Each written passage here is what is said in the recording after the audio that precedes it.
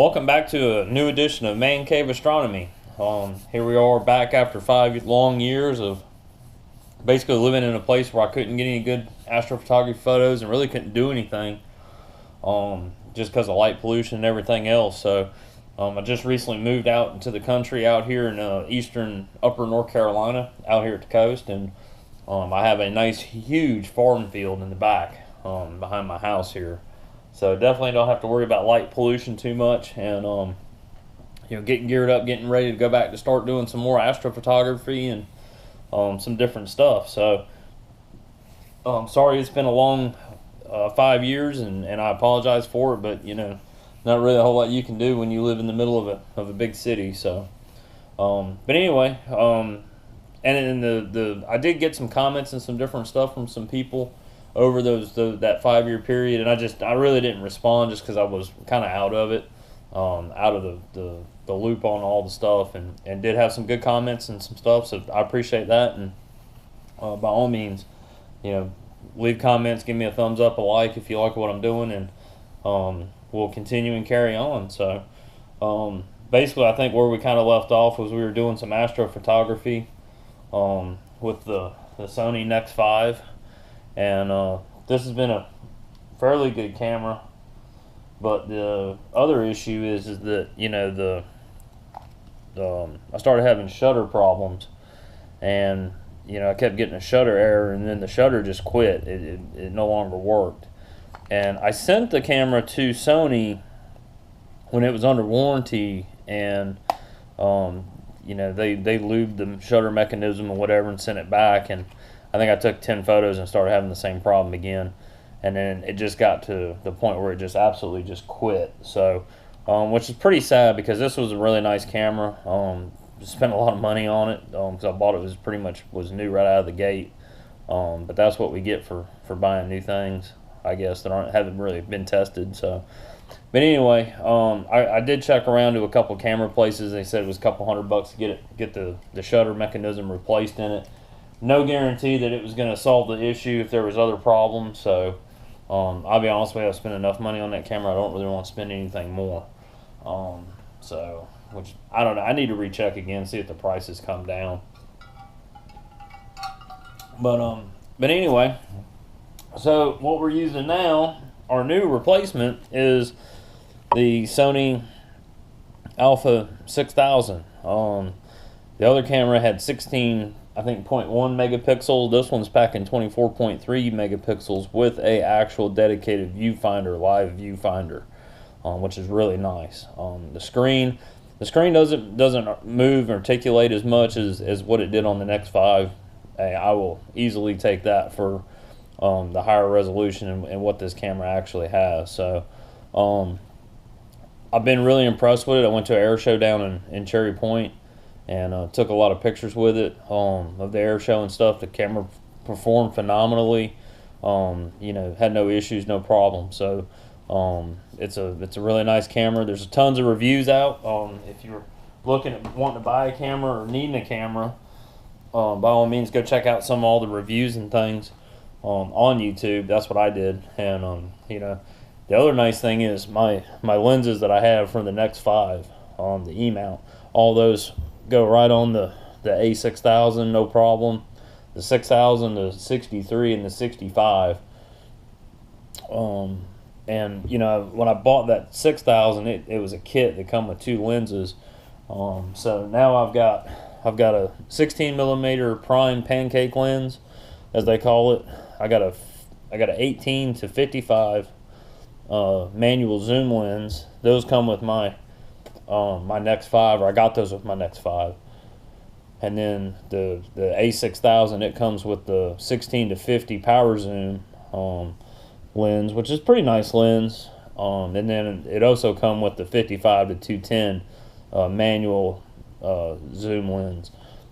So that was all, that's what all we got. We got a nice wide array of lenses. And you're like, well, what does that got to do with astrophotography?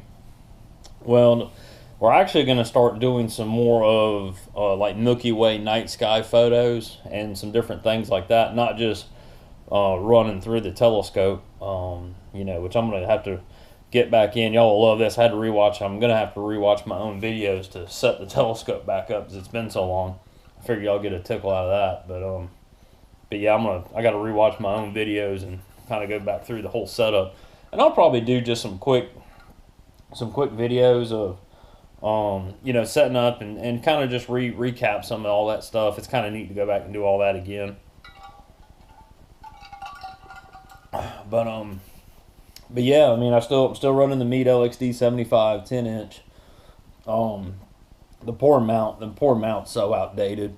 The whole system, really, except for the telescope in itself is pretty self-explanatory. It's still a perfect telescope for astrophotography. I need a focuser. That was one of the biggest issues that I was running into between the camera shutter messing up and the focuser. Every time I change focus or try to focus, it would never zoom back into the correct focus. So 99% of the time I was getting blurry shots. So that was an issue. That's something I want to update. Unfortunately, I'm beginning to realize I think even my LXD75 is outdated to the point where I can't even get a focuser for it. So if anybody knows anybody that's got a really nice, good motorized focuser, JMI Industries, everything I've looked on their website that I looked at before is go to Farpoint or wherever, and I go there and it's all out of stock and back ordered and all this other different stuff. So if anybody's got a focuser for LXD75 or know somebody that's got one from back in the day, just let me know, hit me up, and I'm willing to pay, not new price, but I'll pay good for it if it's pretty much a new focuser. So by all means, let me know. And my polar finder, I did have a guy tell me where to find a new polar finder for my mount, and I tried to go to the link he sent me, and it didn't take me to the correct place. But anyway, I'll try to revisit that and see if I can't change out that crap polar finder that I got. But anyway, that's still running all that. I haven't touched any of that stuff in 5 years. All that stuff's just been sitting collecting dust. So we're gonna do some cleaning, some maintenance on it, and I want to definitely get a focuser as soon as I can find a focuser. I'm gonna order one. And we got the camera, we got everything ready to go. I still got all my other adapters. Still running the eyepieces and all that different stuff. All that should swap right over to this camera. So other than that, that's what we got going on. So the other thing I was going to show you, this is something else we're going to play with. This is a 500 millimeter mirror. It's built just like my telescope, but it's a mirror primary lens that just sends the image back down through to the camera. So you can get 500 millimeters out of this, and this is something we're going to play with a little bit and see how it does. See if we can get some nice photos, maybe some Milky Way sky photos, and we'll play around with it some. And the kit also come with a Sony Nex 5 adapter to adapt it straight to the camera, and it also comes with a 2x telefocus or teleconverter, so we can actually take it from 500 out to 1,000 and do that. So that's something fun that we can play with a little bit to see how that does. If I start getting some pretty good results with that, I mean, folks, that's literally, if it works good like it should with the 2x, that's 1,000 millimeters. My LXD75 is 1,016 millimeter focal length. So there's hopefully some good possibilities that's going to be something fun to play with. The camera, it was a big kit from, I don't know, somebody off of Amazon. Come with a whole bunch of filter pins or filter rings and lens cleaning pins, an extra 2 batteries with a little charging station and a nice camera bag, and I think it was like almost $600, something like that. So but the 500 millimeter, I bought it separate. It was a kit by itself. I think it was $100. And then the other thing I bought was the 2x telephoto lens that we can put on our regular lenses, and then a 0.45 times wide angle lens that we can put on, which really I want to try to use this little 16 millimeter prime with that wide angle, maybe try to get some good Milky Way sky shots and some stuff. So anyway, that's kind of what we're doing. That's where we're going. That's the direction we're moving in. Eventually, I am going to step up to a Celestron, a new mount. Probably buy the mount to start out with.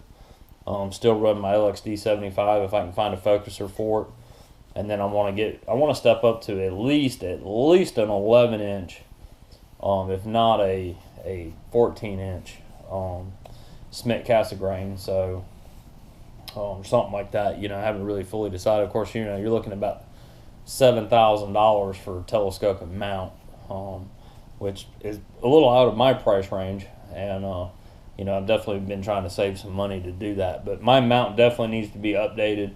I want to go to a little simpler mount, a little more ease. You know, I'm still running my Sky-Fi. I got to set all that all back up, and I'll be honest with you, I'm just dreading that. But anyway. So anyway, we're gonna start doing videos. Maybe I'll hopefully do 1 or 2 a week. You know, and we're gonna dole into doing just some photography of night sky. Not even so much astro. I guess you can still call it astrophotography, but to me, astrophotography is using a big telescope. But we're gonna play with some of that and see if we can't just get some nice Milky Way, you know, sky shots, or something's cool going on. You know, try to just get some open wide sky shots, and kind of play with that. I think the technology's gotten a lot better on that stuff, and you know, the lenses and the camera, and of course Lightroom, you know, Photoshop. I don't know anything about any of that. I'm not a professional photographer, but I'm trying to become a little more better at it. So, you know, I found out that in order to do astrophotography, not only do you have to mess with the telescope, you got to know how to take a photo also. So I'm trying to learn a little bit of both. But anyway, guys, give me a thumbs up and stay tuned for some upcoming videos, and we'll go from there. Let me know that my GoPro does, if there's some kind of angles or something different that I need to do, because I'm using my GoPro camera that I bought versus an actual standalone camera. So just let me know if there's any way I can improve, and if you got any comments, you know, or anything like that, please don't, you know, hesitate to put them up, and I will do my best to respond to them. All right, folks, looking forward to it.